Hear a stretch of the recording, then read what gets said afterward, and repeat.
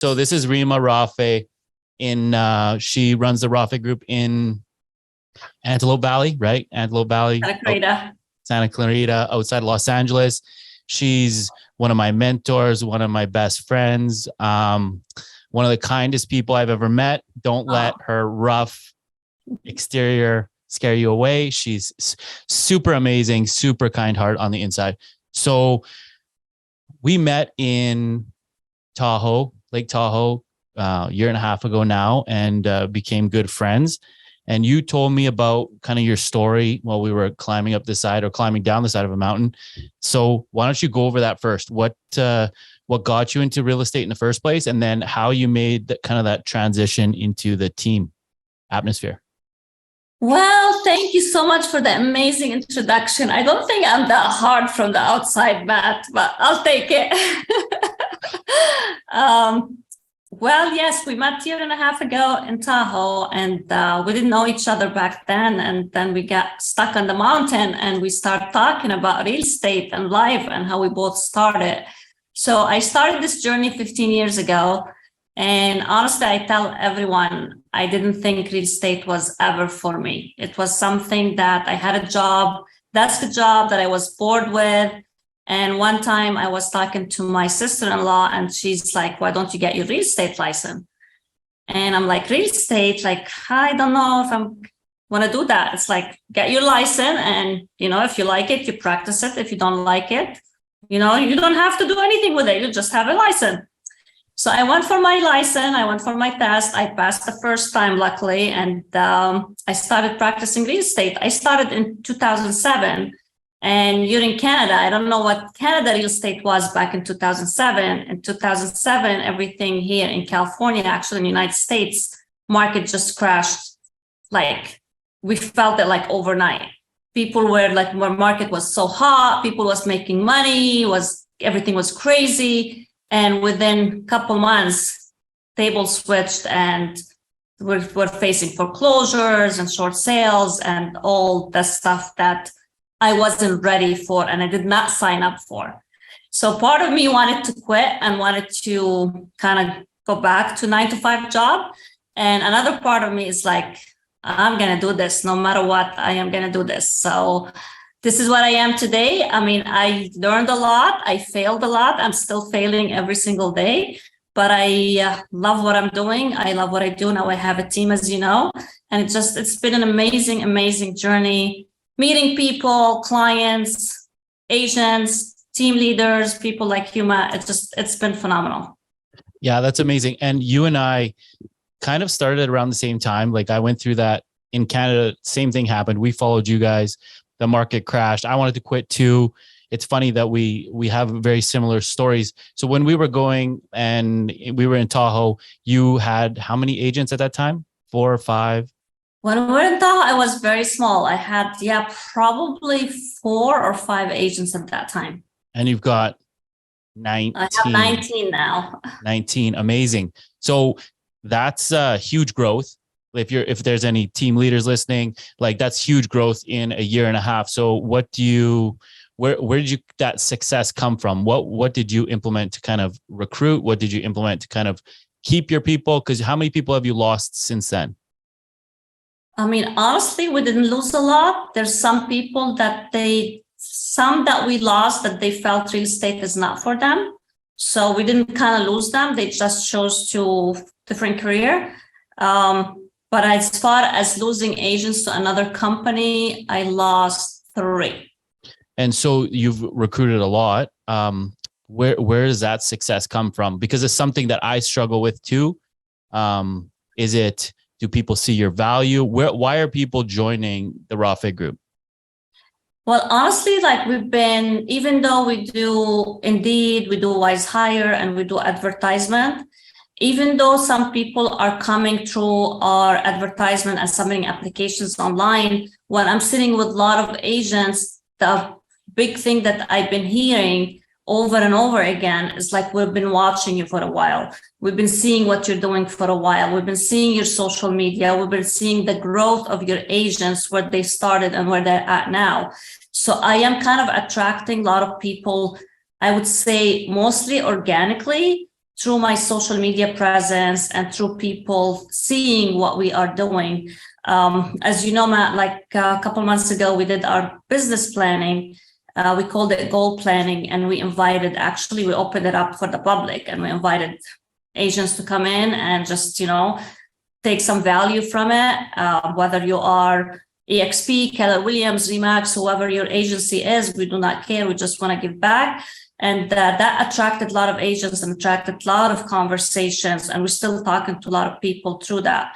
So just be authentic and come from place of contribution, and just, honor your word, because a lot of companies out there, they just promise the moon and they deliver nothing. And we both know that. Yeah, definitely. So what's the value when they join the group? Because, you and I talk a lot about agents are going to join you for the same reason, or they're going to leave you, for the same reason they join you. So they better be joining you for the right reasons. If they're coming for the leads, when they don't like how the leads, the quality of leads, they're going to leave. If they're coming for the training, when they feel like they're big enough to go on their own, they're going to leave you. So what are people generally coming to your team for? It's honestly, it's a combination. I wouldn't say culture. Culture is overrated. It's a combination of a lot of things that we're doing. And honestly, kind of like coming from a big brokerage, coming from another office, it kind of like woke me up to a lot of things that is not provided to agents, especially brand new agents. Like, I kind of imagined myself, and I took a step back when I started the business. What Rima as a brand new real estate agent needed, and kind of created that system for any agents, brand new agents, especially because I'm attracting mostly brand new agents. Like, what do they need for them to succeed? Because at the end of the day, agents, whether new or seasoned, what they want to do, they want to make money and they want to transact. That's all what they care about. So I created that system through our onboarding, through our university, with the lead sources that we have, with our ISA department. We built so much within the organization to make sure the agent who's going to join us, of course, if they're doing the work and putting the effort, they're going to transact within 90 days. And that's kind of like my policy. It's just like, we guarantee you that you're going to be either under contract or closed in the first 90 days, because we have a system to prove it. And we have agents who joined us that proved that they've done it, and you can do it too. Yeah, I love that. And actually, I've seen the university, I've seen your training. You've generously let me inside and see behind the curtains for a lot of this. So I completely understand why an agent would want to join your team. Where do you feel like new agents struggle the most? What do you think is the number one thing, or what's a common misconception that they have before they get to your team? I believe, again, from my experience and agents that joined our team, even coming from another company, that they've been licensed 7-8 months and they haven't done anything, and they come in here and they see the training that we have, the script practice that we have every single morning, the office meeting and the group meeting that we have, everything, and the coaching, the one-on-one. So this is, like I mentioned, we are positioned to have our agent growth. And that's what we want for them. We want them to grow. We want them to succeed. We want them to transact. I always say, I'm not collecting bodies. I want real estate agents who's going to transact, who's going to succeed, and who's going to make a lot of money. I want my agents to make way more money than I do.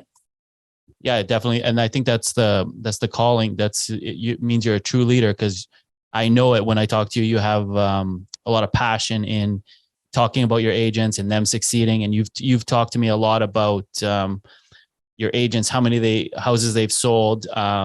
Sarah, Mo, all of them, you've told me about houses that they've done, transactions they've done. Never once have you told me about a transaction that you have done. I don't even know if you sell houses, but you have never bragged about it. I do. I'd like to keep it to myself.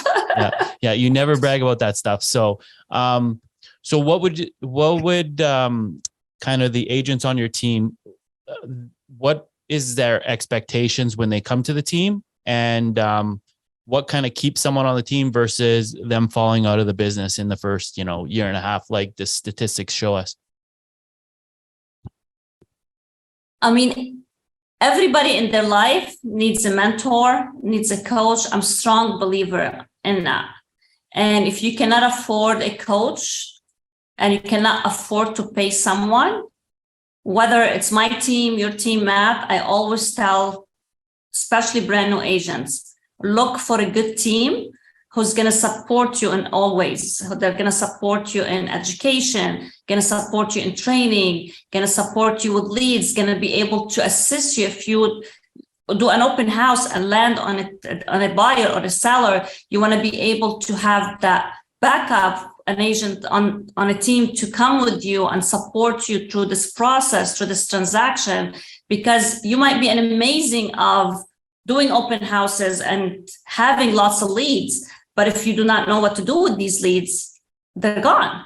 They're not gonna, I mean, especially in this market, as you know, like you need someone who knows what's going on. You need someone with great education of the market and what the different programs, lending programs that we're offering. Everything that's happening in today's market, it needs lots of education. And if the client, the consumer, does not feel that you are educated enough to help them through this process, they're going to go somewhere else. And we're seeing it over and over again, like clients coming to us and they've been talking to agents, but they're not trusting the agents that they've talked to. And we're fortunate enough with our conversation and again with our training to position our agents to have the right conversations with the clients when they sit with them. And if they're not ready, there is that seasoned agents that's going to be able to hold their hand and go with them on appointments and get them to the closing table. Yeah.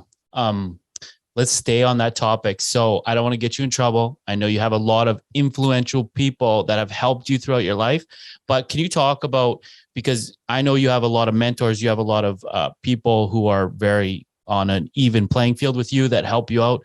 Who are the most influential people that have helped you through? Maybe not, just name a couple, because we don't want to leave some of them out. I know you got Chep and Sanit and Marky Mark. So who would be like some of the influential people, and what do they teach you, or what have they helped you with? That's a tough question, but I'll be more than happy to answer it. And honestly, I had to put myself out there for me to get what I needed to be, and I needed to change my mindset. And 3 years ago, I hired John Cheplack, and having him, honestly, it changed a lot in my life, in my personal life, and the way I lead and the way I operate right now. Along the way, yes, Sunit, Mark Patterson played a big part, me switching to EXP. As you know, I had so many doubts, and Mark was there through it all, and he kind of like supported me through the whole thing. So there's a lot of, and I don't know who I'm going to meet in the future. People like you motivate me and inspire me. So it's a journey. It's a journey that we go on, and you do not know who you're going to meet and going to change your life, going to change your outlook and help you get to the next level. And that's what I want to do in this world. Seeing my agents, seeing the people that I work with. It's like, if I can pass what was passed to me and change their life in a great positive way, I want to do it, and I want to leave that when I pass this world. Yeah, and I love it, and we both have this same imprint on us. We talk very similar. Cheplack had a lot of he's influenced us a lot. He's very intense, and he's easy to listen to. So a lot, even before, just like you, I was not doing video. I wasn't out there. I was a secret agent. I kept everything to myself. And he kind of pushed me over that edge to, be out there and give everybody. I think this is the key. Is like, you have so much information inside you. It would be a shame if you didn't share it with the 100%. Entire world. Yeah.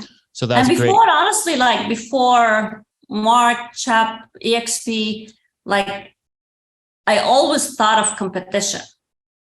Like, I don't know, like things switched from 3 years ago. Like I always thought like you cannot share too much because you have a competition. Your competitor is going to take this or the competitor is going to take that. The scarcity mindset. Yeah.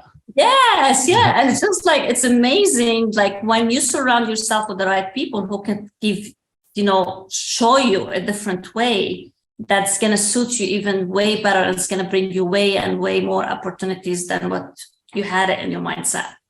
Mm-hmm. I love that. So what have you learned in the last year? What's the biggest thing that you've learned? You know, a couple of years ago, you got out there, getting exposure, putting your face out there. What have you learned in the last year? Because you've come a long way. You're very, very modest when it comes to your business, and you're just like, my team's great. We do a great job. All of us are good. But like, what have you learned? What are you proud of in the last 12 months in 2022? Well, what I'm proud of, I moved my office. We were in a less than 700 square feet office. We moved to a 2,600 square feet office. That was huge for us. That was scary for me because I moved 3-4 times the size, and moving 3-4 times the size is 3-4 times the expenses. So in a changing market, everything changed, you know, this third quarter of last year. Business-wise, interest rate gone up and everybody was panicking. But I know I had to take this step. I had to take the step for my business. I had to take the step for my people. And I had to take the step for me to grow. It was a very, very scary decision that I took. But with the help of my coaches, I was able to pull the plug. Even though I still have a lease for another 3 months in my old space, we managed to financially work it out. And that was honestly, that was one of the biggest decisions I've made for the team and for my business in 2022. Yeah, and I'm super excited to see the new office. You're getting it next month, right? No, we've moved. But we're going to do a grand opening. Okay, you didn't do the grand opening. Okay, good. Save that one. So one of the great things about your team, and I've got to experience, going out for dinners with them and talking to them, is that everybody seems so tight knit. And you said culture is overrated, but like the culture comes through and everybody's helping one another and everybody cares about one another. So how did you develop that? Or did you choose the right people to build the culture? Or did the culture come from just what you've taught everybody, and like, hey, if you're part of the team, you join on with the culture? I mean, a little bit of both. I mean, when people come in here and they see the language, they see how we interact with each other, how we help each other. There is no competition within our team. Everybody helps. Everybody's open to share. Everybody volunteers their time. And I'm a huge believer that, I mean, my team is my second family. It's like, if I'm not going to come to work and be excited to be with you, laugh with you, joke with you, cry with you, and for you to be open for any criticism, for anything that I'm going to be able to say for you, because I love you and I'm going to hold you accountable. So everybody kind of understands what we are all about. And even if we get mad at each other, like mother and daughter fights, everybody fights, family fights, and we fight, we get intense moments. But everybody know that we have true intentions. It's like we're not doing it to put anybody down or to hurt anyone. We're doing it out of true love. So we all kind of speak the same language. We all interact the same way. We joke a lot. We work hard. We play hard. It's something that, I mean, I love to see in my organization. And we had a couple people that we knew right away they were not a good fit. And we honestly let them go right away because we felt that they're not going to fit the environment that we're in. And which is fine. We're not for everyone. It's totally fine. We wish them luck, and we'll just tell them we're not a good fit. Yeah, you have a cool, a very, very bright young man named Sage, who does an amazing job for you, who every time you introduce to him, anybody, what is he? They're like, how could we clone this guy? So he's a very intelligent young man, came from the movie industry. I think he was writing screenplays and stuff like that for SWAT or some movie out there in LA. And so how do you utilize him? And like, if anybody's listening that is thinking about getting an ISA, should you do it in-house? You've tried it kind of overseas, but you've tried it in-house. I think you did overseas Philippines. You didn't do like in South America or anything. So what would kind of be your tips as far as in-house ISA, if you can find a Sage, or versus overseas? Okay, first, the ISA idea and ISA department started with Dan Beer, as you know. I think 2 years ago, I went to one of his training. His ISA and his ISA department amazed me. So I'm like, hey, I want to go and implement.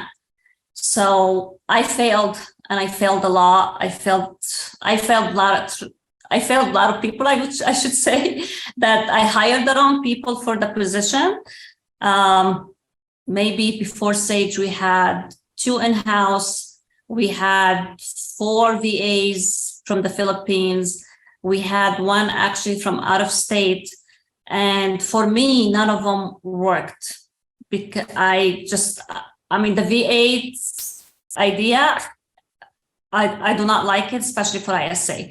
ISA being here and engaging with agents and knowing agents' personality. So when he has those leads, he kind of matches the personality too. Like, this guy is going to be a great fit to Danny, or this gal is going to be a great fit to Sarah. So he's digging deeper within personalities, so he can make sure that any agents who's going to get this lead, there's a big possibility that they're going to close it. So Sage came along actually from another agent on the team, Mo, that's his brother. I hired Mo back in May of 2022. A month later, we're talking about ISA, and he mentioned he has a brother, and he said, I'd like you to meet him. And I had an ISA before. He was doing maybe 5% what Sage does now. I said, financially, I'm not ready to hire anyone. He said, don't, just meet him. And the minute I met the kid, I'm like, I am sold. When can you start? I did not disk him. I did not have another meeting with him. I said, I love the conversation. He's only 21 years old, but as you know, Matt, he acts like 40-year-old. He's got such an amazing work ethic, and I've been blessed. I'm lucky, honestly, to have him. And he basically manages our database, take inbound leads, nurture leads, train our agents, help them with scripting, help them with onboarding. It's a lot of things, honestly, outside of his job description that he does that makes our organization grow on a much, much higher scale. So I'm excited for 2023, especially having him full year this year instead of he started with me in July. So we're super, super excited, hoping to bring another one. I will never have a Sage, but we're going to try to at least get close. Yeah. And he's so amazing with people. And even when we do the scripting, you generously donated him to our team training on Thursday. And he came in and talked to my team. And it's what I really like about him is that he asks, he's not a salesman. He's not selling you on anything. He's never been a salesman. Comes in out of genuine curiosity. I'm curious, why are you looking for near the beach? Where are you currently living right now? What's your credit score? How much can you afford a month? And it's always out of curiosity. So people understand it's like helping an elderly person down the street. They know you're there to help. You're not there to ask them for anything. 100%. Yes. So he's amazing at that. And like the team culture that you built, it's a testament to how you get people like Sage. Even when we were in Vegas a couple months ago, is you guys almost had me convinced moving to LA and joining your team. They're like, oh yeah, Matt, you'd be great in Malibu. You got to come down here and run the Malibu side. So it's just a great culture. I'm convinced that you do great here too. I love the culture, and it's like I love hanging out with your team. So I can imagine how it will grow as you guys get in the new office and more people can come in and see what it's like. You know how Chep would say, give people a taste of what it's like to be with you before they actually join you. And I think people seeing what you do, and you did that business planning, you brought in Sanit and Chep to do business planning, right? Right.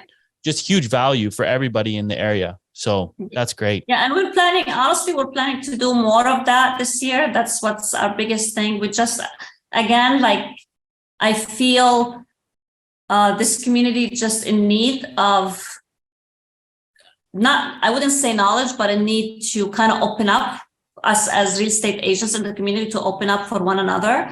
and having these networking events, having these training events, and just have an open and safe place for everybody to come in, check us out, learn from us. You don't have to join us. I mean, if you want to join us, that's great. You don't have to join us. We just want to give, and bring value so we can all grow together. Like if you're working with other real estate agents in the industry and they know what they're doing and you're helping them, it's a bonus. It comes back tenfold. So this is my plan, honestly, and my goal for 2023, to bring as much value as the community as possible, to hold as many events. Now I'm blessed to have a training room that fits. I can fit 40, 50 if I push it. I'm so excited about that. So I can just bring value and just keep doing classes. And we're going to have Sage, actually, probably our next event will be Sage, having people come in and watch him live and scripting and all that good stuff, since a lot of people are reaching out to me and they want him. So just like your team, it's like, hey, he needs to work. So yeah, exactly. And he's like, hey, I gotta go. He kept going like this. Hey, okay, I got 5 more minutes, guys. I gotta go. It was great. And so he came in, so everybody knows, he came into our team leaders meeting with all the great people we partner with, all the team leaders at EXP. And everybody was just sitting there. And I think I talked to him after and he's just like, was it okay? Like everybody was quiet. I was like, no, everybody's writing notes. Everybody's like, you are teaching some of the best team leaders in the entire North America, and they're taking notes. That's a great sign of, what you're doing, right? Yeah. So he's setting 100+ appointments a month. I know this. It's so phenomenal. And so my sales manager was sitting beside me during the team leader Zoom, and she said to me, he's gonna be teaching. Like he's gonna be teaching ISAs. It's like, because that's what I want. Yeah. She learned so much just from, we got him for like an hour on the team leaders, and then we got him for another hour, and it was phenomenal. Even the stuff he taught the second time was really, really good. Yeah, but you have to be open to it. Sierra. Yeah, he mastered. I know you use Sierra too. So he mastered Sierra Interactive. He mastered the tagging. He mastered the Sierra itself, and like how to coordinate with clients, with agents through our system. It just, yes, I would see him on stage, honestly, teaching and coaching. The sky's the limit for him. I'm so excited for him. I'm actually going to reach out to him and I'm going to help him with something on Sierra. At the top, he doesn't use filters. He does it all manually. And he's like, oh, the people that I need to call weekly call, those people I need bi-weekly, like he could just have the filters at the top that are just like bing, bing, bing, and just click on them. I saw that on the system, but when I was watching him do stuff, I was learning stuff that I didn't even know we could put at, and then my sales manager, and I saw it when he was writing to Mo, he's like, hey Mo, do your thing. So there's we operate on Sierra all the time. Yeah. So many options that you can use that for. So it's really, really good. I don't want to talk too much about EXP because like I don't want to turn this into like a recruiting thing and everybody like sick of hearing about EXP. But we did meet under the pretense of EXP, and you talked to me about your experience of moving to EXP. You didn't at all try to sell me on EXP at all. You just basically said, this is what happened and this is why I moved to EXP. It's very funny. Again, we were both approached by somebody to go to EXP and we both said no at a certain time. And then later on down the road, it was the right time. It's like, 5% of people are in the consideration phase. We weren't in the consideration phase, right? So the reason that you sold me on EXP is completely different. There's no rev share. There's no, pyramid scheme. There's none of that. It's pure value, the value that you offer, the value that Mark Pattison offers and Dan Beer offers, our entire upline. So just talk about that for a minute, because like that's how you kind of sold me on my business going forward, on what the value is. Like there's no rev share value. That's just you told me one time, you're like, hey, I looked in my account and I have blah, blah, blah. I was like, whoa, you're like, I don't even know. It just goes in there. But so obviously you weren't doing it for the rev share or that. So talk about kind of the value that EXP offers. So honestly, I said it before and I say it again, and I'm going to keep saying it. I never switched companies because of money. So as you mentioned, Matt, the rev share, the stock, that wasn't tempting to me. That wasn't attractive to me.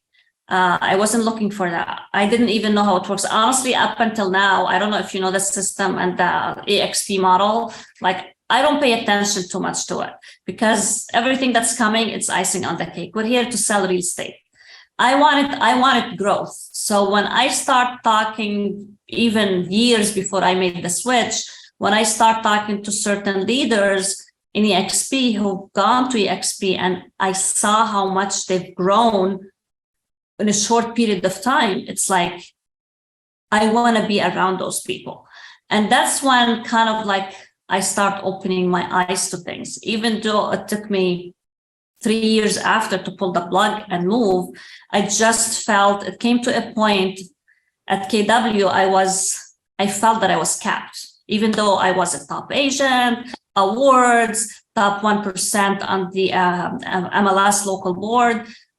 I was not satisfied. And part of me was like, what's out there? There must be more. There has to be more. And that's why I started with Keller Williams to build a team. But I felt there isn't that structure that allowed me to kind of scale on a big level. And I was kind of like, I would say not handicapped. I was kind of stuck. It's like, I know I want to grow, but I don't know how to grow or who's going to take me or guide me to grow.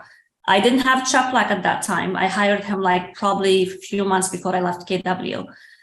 So that was the reason when I started talking to Mark Patterson. He was introduced through Joe, which we were both mutual friend with, and he's my coach too.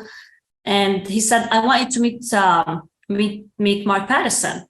He didn't even tell me what company Mark Patterson is. He said he holds a great team. He's just started a few years ago. He's blowing it, blah, blah, blah, blah, blah. I had no idea that Mark Patterson was even with the XP. He got us connected. We start talking. Mark invited me to, back then, a YouTube a training he was doing in his house. I took my marketing guy, which just was like, not like, there was nothing discussed about EXP. And I kept talking to Mark and Mark kept bringing value. Do this, you have to do this, you have to do this. I'm like, crap. One time I told Mark, like, why are you providing me with everything? And I might not even go to EXP. He said, don't go to EXP, just do your thing. I'm not asking you to, when you're ready, you come. So this is exactly what happened. And I wanted to kind of get to know him even more, get inside his organization even more. And I wanted to be Mark. I wanted to be Dan Beer. I wanted to be Kyle Whistle. For the longest time, I thought, I am smaller than what they are, or I don't have the ability to do what they're doing. And I was totally wrong. It's all mindset. So within a short period of time, even though the first year was a tough year, moving companies and adjusting to a new company, as I told you when I talked to you, every transition is hard. Don't expect the beginning to be easy, and you faced it. And I tell everyone it's not going to be a piece of cake, but if you are willing to sacrifice 2-3 months to get adjusted, within 6 months, I promise you, your business and your life is going to change. And that's exactly what Mark told me, and it happened. And that's every conversation that I have with everyone who I want to invite him or her. It's just like, it's not going to be a piece of cake, but I mean, it's going to be amazing for the long run. So here I am. I mean, what the growth hasn't even been 2 years for me. I've grown my business tremendously from 2 years ago. I've grown my agents count tremendously from a few years ago. And I love it. I have that leverage. I have the opportunity to do whatever I want. Even I am under the XP umbrella. It's just, the sky's the limit, honestly. And the support that we have and the mastermind, like Fast Forward Movement, doing the leadership on Tuesdays, like these are free freaking coaching, and you're getting so much value. I get so much value from our leadership on Tuesdays. From Mondays, I am on Wednesdays on the what they call it, that other one for the 50 million plus superstar generals, the generals. Yes, so it's yeah. like there's so much, even without having paying for coaches, there's so much offered in the EXP. That's just it's priceless. I would say it's priceless. And now the single agents, they are offering on Tuesday. Our Fast Forward group is offering for single agents, not on a team, and they're going to do a full Zoom on Monday for that, which is amazing. And something that you and I talked about was, well, I was with the Red and Blue for many years, 10 years, and like I was a hungry agent at the beginning. I would do anything. I would walk into my broker's office and I would say, "What do I do, Gary? What do I do to sell homes?" And he would give me this generic, well, you just got to do what you keep doing, what's going to work for you, and keep like, Gary, you're making no sense. He's not a leader, right? He's not a salesman. He's not leading you. He's not teaching you what to do, which is, and if there is people at the brokers that you're at who, you know, you want to be like, they're not giving you the information. They're holding it tight. They don't want to tell you what CRM they're using. They don't want to tell you what they're doing for SEO. They don't want to tell you what they're using for a new AI. They're going to keep it all to themselves because they have that scarcity mindset. And that's what's so exciting. Yeah, about us. Like you have the top leaders within EXP who are selling thousands and thousands of units. We have their cell phone number. I spoke to Danbir yesterday on his personal phone, not through an assistant, not through a front desk, on his personal phone. We have access to amazing leaders within the real estate industry that in other companies, I'm sorry, I did not see. It was a big deal to get to some top producer, which is, I don't understand. Yeah. And it's so amazing. And I think people underestimate the power of somebody like Danbir. I don't know what Dan's stats are this year, but he was the top team at EXP in the entire world, and a wealth of knowledge. He knows about everything. And if he doesn't know about something, he's got somebody who knows everything about it. And you and I had the, I feel like we're a little bit spoiled. We got to hang around Dan. We're in a hotel room with Dan and, you know, learning about different things. And you get the one-on-one with him. And yeah, you have Danbir, you have Kyle Whistler, you have Mark Patterson. Like, remember the meeting that we had with Abraham and the team that he was with? That was like, oh my God, I was blown away with those leaders that they were in the room and that conversation that took place. And those people, they're selling 400, 500, 600, 800 units. They're not, you know, normal people. So it's exciting because everybody's open and sharing. It's like, take. And we were there for, like, we're supposed to go there for like just a little bit for 30 minutes, remember? And we're there for like 4 hours. So, I mean, these moments are priceless for me. And it's worth a lot more than the stock market, the stocks and the ref share and all that stuff that people think that's what the EXP is all about. It's none of that. That's icing on the cake. Yes, it's great. It's lovely. It's going to grow and you're going to like it. But that's not the main focus of what we're doing. We're focusing on our business and on our growth and on our agents. And just so people don't think that we're just like, exaggerating or something. We sat in a room and we all sat down and there was probably 5 or 6 of us that all used Sierra Interactive as a CRM. And we all talked about how Sierra works, how we qualify the leads, how we send it to our agents, and essentially who's doing it the best and what's working the best. And I guarantee you all of us went home and tweaked it a little bit based on, hey, this person was doing that. It's just those little nuances that can make a big difference in your business, right? Yeah, and I was looking, actually, I wanted to share something with you what I'm so excited about, and I cannot find it on my note. From 3 years ago, from leaving KW to what I have as far as I cannot find it, sure. I think I was at 21. I was left at 28 million. Last year, I was at 45 million in production. And this year we're at 68 million in production. Wow. So just see the growth that happened from leaving one company to another. And we're projecting like 40, 45, 50% growth every single year. And I don't want to downplay that, but like the group that you hang around seem to all do that. They're all got that type of growth, and it's not a fluke. It's who you're in the room with, right? And you've been 100%. In the room with some very, very good people.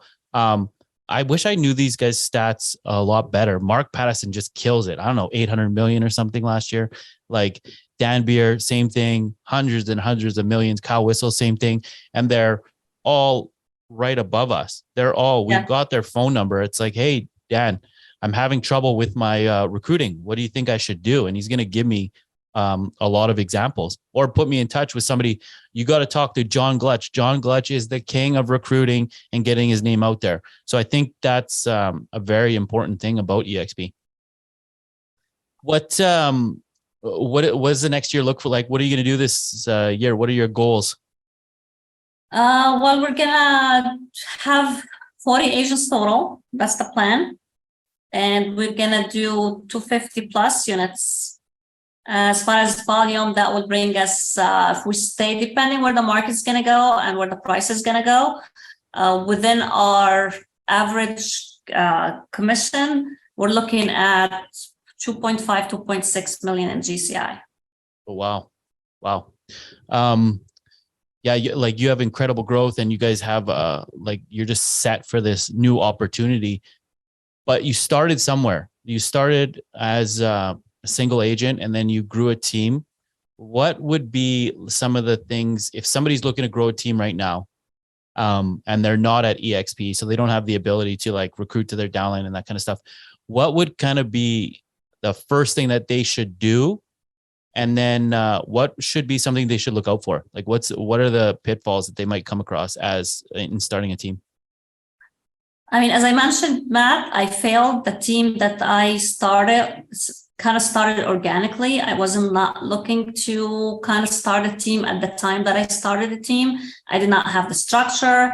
I didn't have the leads. I didn't have the onboarding. I had nothing to offer agents to join me. And I did not know any better. I did not know the structure. So I thought like, hey, come, we'll hang out, we'll share deals together, and we'll have fun, we'll do open houses. That's what I thought having a team is all about, till I learned the other way, like there's structure. So for anyone brand new, solo agent who is looking to kind of start a team, make sure you work on your systems. That's very, very big. Make sure you work on your system. Make sure you work on your CRM. Make sure you work on your onboarding. Just get out there and ask team leaders what they did, what they're doing, because having the infrastructure is huge. I mean, you have to have your assistant first before you even go out and get a buyer's agent. Definitely, you need a good assistant in place. You need to have a good TC in place, a good marketing person in place, so you can hire to where you're going, not to where you're at. And this is a lot of times us as a human, because at the end of the day, we're human, we get so fearful because we're looking at the expenses, what's going out. It's like, oh, shoot, what if the market turns? Oh, what if I don't make it? What if this and what if that? But if you are a leader that wants to grow, you have to take risks. You cannot fear the expenses. You cannot fear the building the infrastructure that's going to take you to the next level. Because especially in this environment and in this market that we're in, there is strong teams out there. There's strong leaders out there. And if you cannot offer what's available and what those high top leaders are providing to their agents, I mean, yeah, you might have a short period of success, but the agent's going to figure it out really quick and they're going to leave. So definitely get your system in place. Have that game plan financially that you are okay for 5-6 months to sustain the expenses until your agents take off. That's huge before you go out and start a huge big team, because building a team, as you know, Matt, it requires a lot. It requires a lot of effort, a lot of time. People, they think, oh, she has a team. Oh, she can do whatever she wants and makes money off of their team. Honestly, this is the truth. I'm working now more than I ever worked before. I put more effort in my business, more than I have ever done before. And honestly, I'm making less money, even though we're making, as a team, we're making great money. But me personally, I'm making less money as I was solo agent, which is totally fine because I'm investing in my business. I'm investing in my people. And when you have that mindset, this is all for growth, you're going to be okay. It's just you have to come from a place that understanding what the team takes to build. And people don't understand that. I think those are all good tips, because a lot of people think that it's very lucrative. The two things you said, it's very lucrative to have a team, and you could do whatever you want. You could go golfing every single day. The bigger the team you have, the more money you make, the more money you got to put into your systems and processes. It's just, that's how business works. Amazon, Jeff Bezos didn't just hire a whole bunch of delivery drivers and then sit back home and start watching TV, right? So what's something when you started a team that you didn't expect? What was a surprise that you got that you thought was going to happen and it didn't, or something that happened that surprised you? When I started a team, what surprised me, nobody's you. You hire people and you think that they're going to be like you, you're going to train them and they're going to kick off. You got to understand nobody's you. And you have to live with that and meet your agents where they're at. Because for me, I am highly motivated and I want to do more and more and more. For some agents, they're okay with 7 deals a year, 8 deals a year. Some agents are okay. They don't want 10, 15 deals. Like I have Mo, he wants to do 100 next year. And I have another one that's like, they put on the board 15. Different people. That doesn't mean that this person is wrong and this person is right. It's just a different drive, different outlook on life. And you definitely have to meet people where they're at. So when you get over that mindset that your agent's gonna I'm gonna make all my agents 67 unit producer, that's not gonna happen. You just have to meet people where they're at, and you have to understand what they're coming from. Some women, they have spouses or vice versa, that they do not need that big income. They're just doing it because they love real estate and they just want to hang out and sell a home once in a while. And that's totally okay. You just have to meet people where they're at. So this is the biggest thing that, I had to get over it, because I wanted everybody go. Even with workout, like I push everybody to work out. It's like, not everybody enjoys working out and getting sore and being in pain. So it's the same thing. Yeah, exactly. You want more for people than what they want it for themselves. Yeah. And some people want more for people, and you can't. Yeah. And you take pride in that. You take pride in them being happy, and you take pride in them having great lives.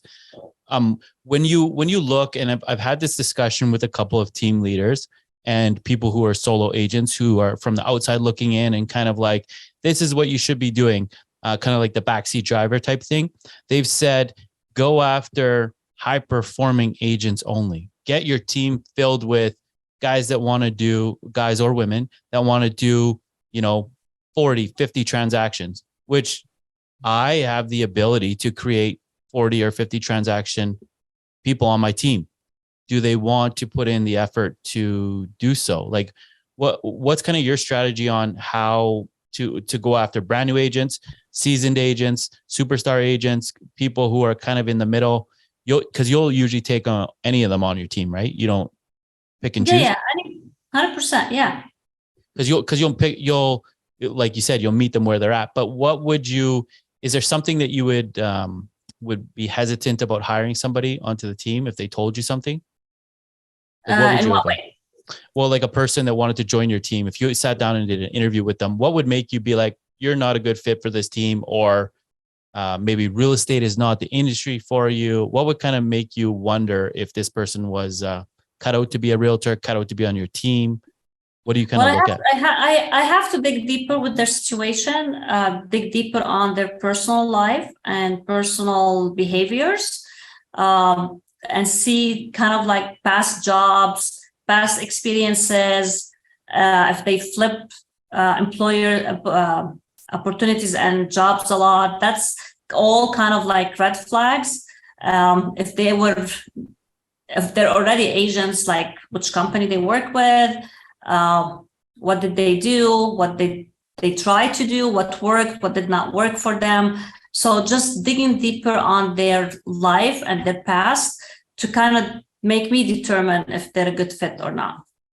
And we have kind of like most of our interviews are like 3 segments interviews.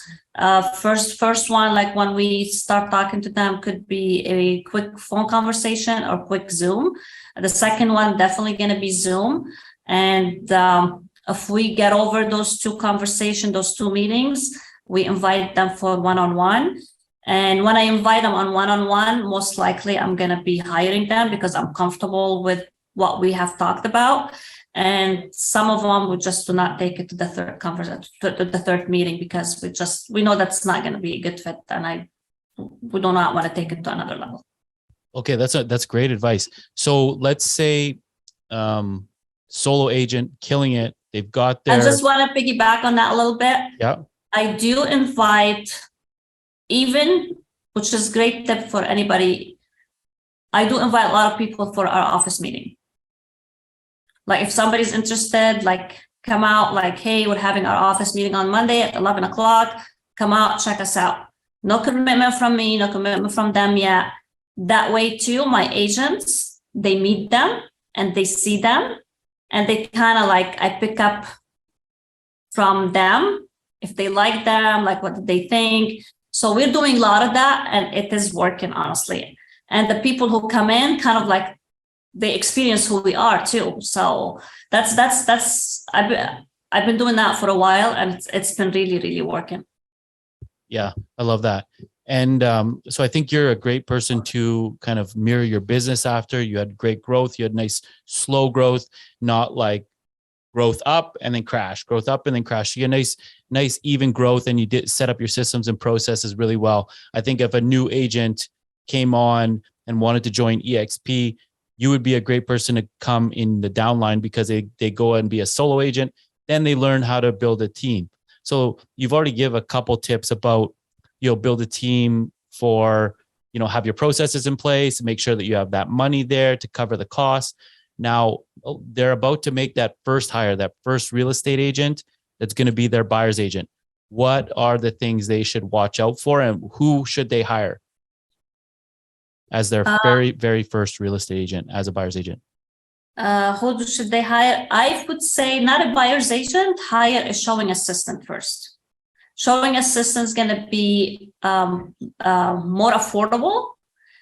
You can set up, like there's different formula, different strategy to kind of put the structure in place. It could be base salary plus commission. It could be commission based only. There is different formula out there. Anybody who wants, to learn more, I'd be more than happy to have a conversation with them. But definitely your first hire should be a showing assistant, because that's going to leverage you. You can have them go open doors. You can have them go on inspections, on appraisal, termite, and anything kind of like legwork. You can leverage that showing assistant, and you can focus on lead generating and capturing more clients and talking to more people. So definitely would be the first hire would be a showing assistant. And you train that showing assistant to become your buyer's agent. And then what qualities would you look for in somebody? Because, for a lot of agents, they have trouble letting go. They have trouble. They're type A personalities. They don't want to let go of control. They're scared that that agent's going to go out and represent them and you're losing that business. So who would you choose to represent you? Or would you just choose somebody who has a great mindset and is eager to learn, and then let them go out and learn on their own and basically follow your guidance? I definitely want someone with drive. I do not care how much experience you have. I don't disc most of the time. I don't disc people like other companies do. If you have the work ethic, the drive, success is going to come. It's not about being the smartest person in the room. It's how hard are you willing to work? How much effort are you willing to put in? And how many no's are you willing to take for you to succeed? So if I see that person with a drive, I will grab them in a heartbeat. And I will help them grow, because you have to help your people grow. And if you don't help your people grow, they're going to outgrow you. Yeah, and I love that. And so now this is going to get me into another question. I know we're pushing our time limit here for you, but I have an appointment, just so you know. I know, I got 2 minutes. This is going to be the last question. So why is it that, the people that we hang around, the rooms we hang around, everybody wants to get better? And what is it that stops people from wanting to get better? Do you know what I mean? Like, there's certain people that are just happy doing 12 transactions a year, and it's not like there's anything wrong with that. But like, what's the difference of those type of people, and why is it a self-limiting belief, or what do you think people stop at a certain transaction level and don't want to get better, don't want to join EXP, don't want to reach out to coaching, don't want to just literally don't want to get better? People don't want it bad enough. Most people in this world are average, and in this world to succeed, you cannot be average. You definitely cannot be average. You have to put all your effort in, all your deck on the table, and you have to go all in with everything you do, and do not look back, and don't let fear works with your mind. I say it, the drunk monkey, and don't let anyone stop you, because we talked about this before. Sometimes the closest people to us, they hold us back. Right. So if you have that drive, that fire, go for it, and surround yourself with those people who have it and who's gonna light that fire with you, and you're gonna go places. So don't settle. Don't settle. Like average human being, they want to settle. They just want to pay the bills, pay the mortgage, get up in the morning, eat, work, sleep, repeat. I don't want that life. I want to live large. So the famous quote for the end, we're going to end on that note. Don't listen to the drunk monkey. Is that it? Don't listen to the drunk monkey. I love that. Okay. Thank you very much for being here. Where can people find you? What's your social media? Give us everything so people can find you. Yeah, so it's so easy to find me. Rima Rafeh 1, that's my personal Instagram. The Rafeh group, that's my team Instagram. You can find me Facebook. It's the same way, Rima Rafeh. Same thing with YouTube channel and everything. And if you need my personal number, 661-236-8899, and rimarafeh.com is my website. So everything is my name. You can, it's not hard to find. Super easy. Thank you very much for being here. I really appreciate you. And thanks for lending your team and all your contributions that you give to me over the years. You're amazing, Matt. Thank you so much. Thank you. You take care. See ya.